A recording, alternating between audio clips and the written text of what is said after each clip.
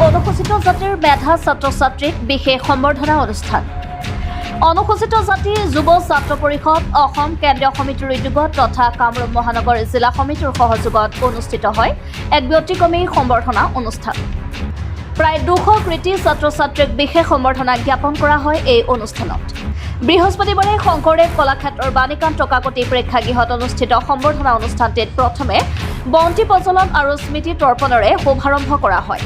তাৰ পিছতে এই বৰ্ষত হাইস্কুল শিক্ষান্ত পৰীক্ষা আৰু উচ্চতৰ মাধ্যমিক চূড়ান্ত পৰীক্ষা শিক্ষাৰ্থীৰে উত্তীৰ্ণ হোৱা ৰাজ্যৰ বিভিন্ন জিলাৰ 200 শতাধিক অনুসূচিত জাতিৰ মেধা ছাত্ৰ ছাত্ৰীক বিশেষ সম্বৰ্ধনা জনোৱা হয়। শিক্ষাৰ্থীসকলক এখনি ফুলাম গামোচা মানপত্ৰ আৰু জাপিৰে সম্বৰ্ধনা জনোৱা হয়। এই সম্বৰ্ধনা অনুষ্ঠানত মুখ্য অতিথি হিচাপে উপস্থিত থাকে অসম অনুসূচিত জাতি উন্নয়ন নিগমৰ জয়ন্ত দাস, লেখিকা তথা সমাজসেৱিকা জিনুমণি বৰুৱা, আৰক্ষী বিষয়া জিতেন দাস, বিজেপিৰ অসম প্ৰদেশৰ মুখপাত্ৰ ডক্টৰ জুৰি শৰ্মা বৰদলৈ আৰু সমাজসেৱক লাচিত গগৈৰ লগতে অন্যান্য ব্যক্তিসকল। সংগঠনৰ পৰা এক অভিনন্দন কাৰ্যসূচী অনুষ্ঠিত কৰা হ'ল, এই সন্দৰ্ভত কি অত্যন্ত ভাল লাগিছে।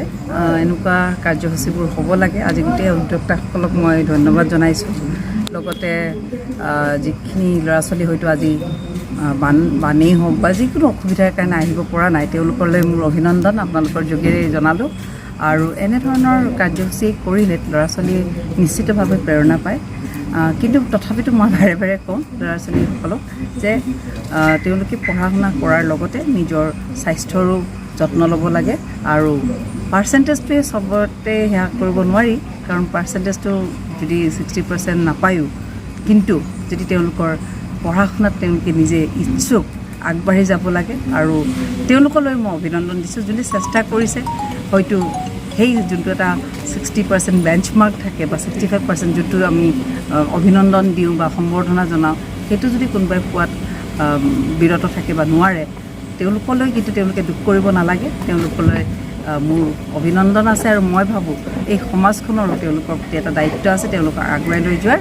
আৰু মই আটাইবোৰ ল'ৰা ছোৱালীক কওঁ, যিহেতু তেওঁলোক নতুন প্ৰজন্ম আৰু আমাৰ দেশৰ ভৱিষ্যত। আমাৰ দেশৰ ভৱিষ্যত সঁচাকৈ মেণ্টেলি ফিজিকেলি হেল্ডি হ'ব লাগে, আৰু পঢ়া শুনা ইণ্টেলেকচুৱেলি তেওঁলোকে আগবাঢ়িব লাগে, আৰু লগতে নিজৰ সংস্কৃতিক বচাই আগবাঢ়ি যাব লাগে। সেইখিনি কওঁ। আৰু আটাইবোৰকে মই ইয়াতে বিশেষকৈ উদ্যোক্তাসকলক বহুত অন্তৰৰ পৰা ধন্যবাদ জনাইছোঁ। ছাত্ৰ ছাত্ৰীসকলৰ অংশগ্ৰহণ সঁহাৰি আমি পাইছোঁ। ইতিমধ্যে অসমৰ শদিয়াৰ পৰা ধুবুৰীৰ ছাত্ৰ ছাত্ৰীসকলে অংশগ্ৰহণ কৰিছে। বিভিন্ন ছাত্ৰ ছাত্ৰী আজি আমাৰ সহযোগিতা আগবাঢ়িছে। আমি এই মেধাসম্পন্ন ছাত্ৰ ছাত্ৰীসকলক আপোনালোকে সকলোৱে জানে, অনুসূচিত লোকসকল বৰ্তমান সময়ত পিছ পৰি আছে। এইসকল ছাত্ৰ ছাত্ৰীসকলক আজি যদি আমি UPSC বা APSCত আমাৰ ছাত্ৰ ছাত্ৰীসকলক লৈ যোৱাৰ মানসেৰে আমি কাম কাজ কৰি আছোঁ। আৰু বিভিন্ন সময়ত আমি ছাত্ৰ ছাত্ৰীসকলৰ শৈক্ষিক দিশতে হওক বা সামাজিক দিশতে হওক, আমি সকলো ক্ষেত্ৰত অনুসূচিত ছাত্ৰ ছাত্ৰীসকল নহয়, অসমৰ ৰাইজৰ স্বাৰ্থত আমি সদায় কাম কাজ কৰি আছোঁ। আৰু এই সময়ছোৱাত আমি কিছু ছাত্ৰ ছাত্ৰীসকলক ছাত্ৰ জলপানীৰ ক্ষেত্ৰতে হওক বিভিন্ন সময়ত আমি মাত আছোঁ। এই ক্ষেত্ৰত আমি অনুসূচিত কিছু ছাত্ৰ ছাত্ৰী আৰ্থিক দিশ যি দুৰৱস্থা আছে, তেখেতলোকক আমাৰ পৰিষদৰ ফালৰ পৰা আমি আৰ্থিকভাৱে সহায় কৰা এটা মানসেৰে আমি এটা সিদ্ধান্ত গ্ৰহণ কৰিছোঁ। আৰু UPSC APSC যি কোচিং চেণ্টাৰত আমি আমাৰ ছাত্ৰ ছাত্ৰীসকলক অগ্ৰাধিকাৰ দিবৰ কাৰণে আমি অনুসূচিত যুৱশক্তি পৰিষদে একাধিক্ৰমে মাত মাতি আছোঁ। আৰু এই বিষয়ত আমি এক গুৰুত্বপূৰ্ণ সিদ্ধান্ত গ্ৰহণ কৰিছোঁ। আজি কিমানমান ছাত্ৰ ছাত্ৰী? আজি বৰ্তমান সময়ত আমাৰ 150 অধিক ছাত্ৰ ছাত্ৰী অংশগ্ৰহণ কৰিছে, মেট্ৰিক আৰু হাই ছেকেণ্ডেৰী উচ্চ আৰু উচ্চতৰ ছাত্ৰ ছাত্ৰীসকলে। ইতিমধ্যে আমি এই ছাত্ৰ ছাত্ৰীসকলক আগন্তুক যি ছাত্ৰ জলপানী, এই জলপানীৰ ক্ষেত্ৰতো কিছু সমস্যা আছে বুলি কৈছে। ছাত্ৰ জলপানীখিনি আমি নিৰ্মাণ কৰিবৰ কাৰণে আমি অসম চৰকাৰক আহ্বান জনাইছোঁ আজি এই মঞ্চৰ পৰা। আৰু ছাত্ৰ ছাত্ৰীসকলৰ ভৱিষ্যত আমাৰ অনুসূচিত ৰাইজৰ বা অনুসূচিত যি সমস্যা আছে, এই বিষয়বোৰ উত্থাপন কৰিবৰ কাৰণে এটা ছাত্ৰ বা যুৱ বন্ধুক আমাক সহযোগিতা লাগিব। গতিকে আমি সকলোৰ লগত মিলি আগন্তুক সময়খিনি ইয়াতকৈও এটা ডাঙৰ কাৰ্যসূচী আমি হাতত ল'বৰ কাৰণে আমি এটা সভাই সিদ্ধান্ত গ্ৰহণ কৰিছোঁ।